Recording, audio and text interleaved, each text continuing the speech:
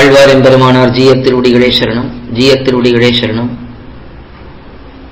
தையில் புனர்பூசம், தையில் மகம், இரண்டு முக்கியமான திருநக்ஷத்திரங்கள் நம்முடைய ஸ்ரீ வைஷ்ணவ சம்பிரதாயத்திலே.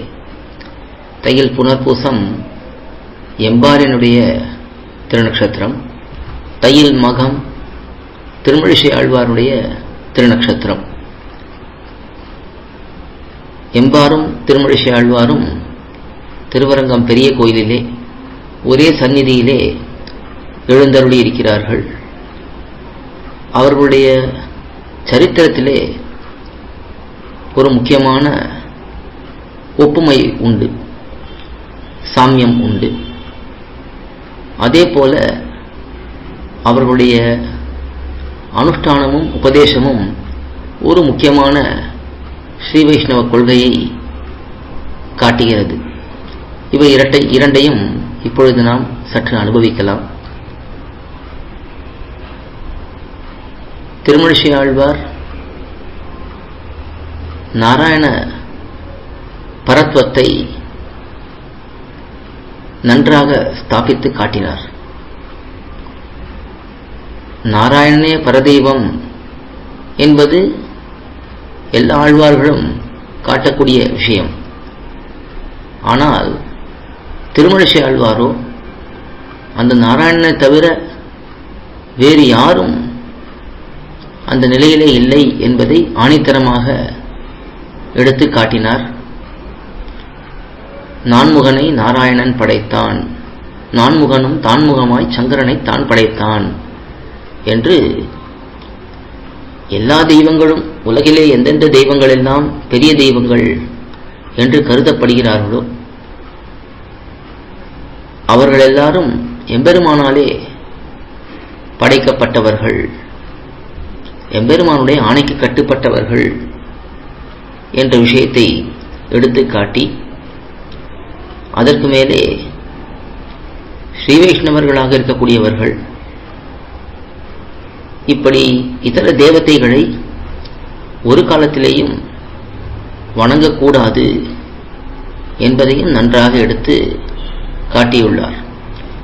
திறம்பேன் மின் கண்டீர் திருவடிதன் நாமம் மறந்தும் புறந்தொழா மாந்தர் என்று ஸ்ரீமன் நாராயணன் எம்பெருமான் அவனை தவிர மற்றொரு தேவதையை வணங்காதவர்களே ஸ்ரீ வைஷ்ணவர்கள். ஸ்ரீ வைஷ்ணவ லட்சணம் சொல்லுகிறார், அடையாளம் சொல்லுகிறார். ஸ்ரீ வைஷ்ணவன் என்றால் எம்பெருமானை தவிர, ஸ்ரீமன் நாராயணனை தவிர வேறு யாரையும் எந்த தெய்வத்தையும் வணங்க மாட்டார்கள் என்ற முக்கியமான விஷயத்தை திருமழிசை ஆழ்வார் எடுத்து காட்டியுள்ளார். இது ஸ்ரீ வைஷ்ணவர்களுக்கு இருக்கக்கூடிய முக்கியமான கொள்கை.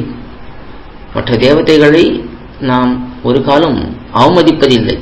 எல்லா தேவதைகளும் எம்பெருமானாலே நியமிக்கப்படுபவர்கள். அந்தந்த பதவியை எம்பெருமான் தான் அவரவர்களுக்கு கொடுக்கிறான். பிரம்ம பதவியோ, ருத்ர பதவியோ, ஸ்கந்த பதவியோ எல்லாம் பதவிகள். ஒவ்வொரு உலகத்திலேயும் ஒவ்வொரு அண்டத்திலேயும் இப்படி தேவதைகள் உண்டு. அவர்களையெல்லாம் எம்பெருமான் தான் நியமித்திருக்கிறான், அந்தந்த உலகங்கள் நன்றாக நடக்க வேண்டும் என்பதற்காக. அதனால் தேவதைகளை நாம் அவமதிப்பதில்லை. ஆனால் அந்த தேவதைகளுடைய குறிக்கோள், அவர்கள் இருப்பதனுடைய குறிக்கோள் என்ன என்பதை தெரிந்து கொண்டு ஸ்ரீமன் நாராயணனான எம்பெருமானை மட்டுமே நாம் வணங்குகிறோம். இந்த ஸ்ரீ வைஷ்ணவ கொள்கையை நன்றாக எடுத்து காட்டியவர் திருமழிசை ஆழ்வார். இதே போல எம்பாரும் ஸ்ரீ வைஷ்ணவத்துக்கு மிக முக்கியமான இதே போன்ற ஒரு கொள்கையை எடுத்து காட்டுகிறார். தேவதாந்தரங்கள் வேண்டாம் என்பதை திருமழிசை ஆழ்வார் காட்டினார். விஷயாந்தரங்கள் வேண்டாம் என்பதை எம்பார் எடுத்து காட்டுகிறார். எம்பார் உலக இன்பங்களிலே சிறிதும் நாட்டமில்லாமல் இருந்தார். கோவிந்த பெருமாள் என்று இவருடைய இயற்பெயர், பெற்றோர்கள் சூட்டிய திருநாமம். அவருக்கு திருக்கல்யாணம் நடந்தும் கூட உலக இன்பங்களிலே ஈடுபடாமலே இருந்தார். இதை கண்ட எம்பெருமானார் அவருடைய உயர்ந்த நிலையை உணர்ந்து அவருக்கும் சந்நியாச ஆசிரம ஸ்வீகாரம் செய்து வைத்தார். அப்பொழுதுதான் அவர் எம்பார் என்ற திருநாமத்தை பெறுகிறார். பகவத் விஷயத்திலே மிகவும் ரசித்து ஈடுபடக்கூடிய எம்பார் உலக விஷயங்களிலே சற்றும் ஆசையில்லாமல் இருந்தார். இதைத்தான் விஷயாந்தரங்களை விளக்குவது என்று நம்முடைய பூர்வாச்சாரியர்கள் நன்றாக காட்டியுள்ளார்கள். இப்படி தேவதாந்தரம் வேண்டாம் என்பதை திருமழிசை ஆழ்வார் நன்றாக காட்டினார். விஷயாந்தரங்கள் கூடாது, எம்பெருமானை அடைய வேண்டும் என்று ஆசைப்படக்கூடியவர்கள் இன்னும் உலக விஷயங்களிலே ஆசை கொண்டு அதை பெறலாமா, இதை பெறலாமா, அந்த இன்பத்தை பெறலாமா, இந்த இன்பத்தை பெறலாமா என்று ஆசைப்பட்டுக் கொண்டிருந்தார்கள் என்றால் எம்பெருமானை அடைவது என்பது எப்படி சாத்தியமாகும்? அது ஆகாது என்பதை எம்பார் நன்றாக நிரூபித்து காட்டினார். இவருடைய சரித்திரத்திலே மிக முக்கியமான ஒரு சாமியம் உண்டு. இருவருடைய வாழ்க்கையிலே பார்த்தால் திருமழிசை ஆழ்வாரும் பௌத்த மதம், சமண மதம், சைவ மதம் என்று பல மதங்களுக்கு உள்ளே புகுந்து அதன் மூலமாக பரபிரம்மத்தை தெரிந்து கொள்ளலாமா என்று பார்த்து கடைசியிலே இந்த ஸ்ரீ வைஷ்ணவ சம்பிரதாயமே உயர்ந்த சம்பிரதாயம் என்பதை உணர்ந்து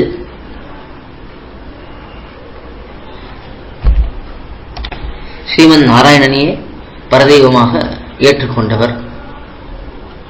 எம்பாரை பார்த்தோம் என்றால் எம்பாரும் கோவிந்த பெருமாளாக சிறு வயதிலே இருந்த பொழுது வாரணாசி யாத்திரைக்கு இளையாழ்வார், அதாவது எம்பெருமானாருடைய பூர்வாசிரம நிலை, அவருடைய யாதவ பிரகாசனுடைய கோஷ்டியிலே இருந்து கொண்டு சென்றார். அந்த சமயத்திலே அவர்கள் இளையாழ்வாரை கொலை செய்ய ஏற்பாடு பண்ண அந்த ரகசிய திட்டம் இவருக்கு தெரிய வந்து இவரே இளையாழ்வார் அங்கிருந்து தப்பிக்கும் வழியை காட்டிக் கொடுத்து அவரை அனுப்பிவிடுகிறார். ஆனால் அங்கே இவர் வாரணாசியிலே கங்கையிலே தீர்த்தமாடும் பொழுது கையிலே ஒரு லிங்கம் வந்து சேர அங்கிருந்தவர்கள் எல்லாம் இவரை கலங்க பண்ணி ருத்ர பக்தனாக ஆகும்படி பண்ணிவிடுகிறார்கள். அப்படி இருந்தவர் அந்த ருத்ரனுக்கு பூஜைகள் எல்லாம் செய்து வந்தவர் எம்பெருமானார் கிருபையினாலே பெரிய திருமலை நம்பி மூலமாக மீண்டும் திருத்தப்பட்டு மீண்டும் நம்முடைய சம்பிரதாயத்தை ஏற்றுக்கொண்டார். இப்படி இருவரும்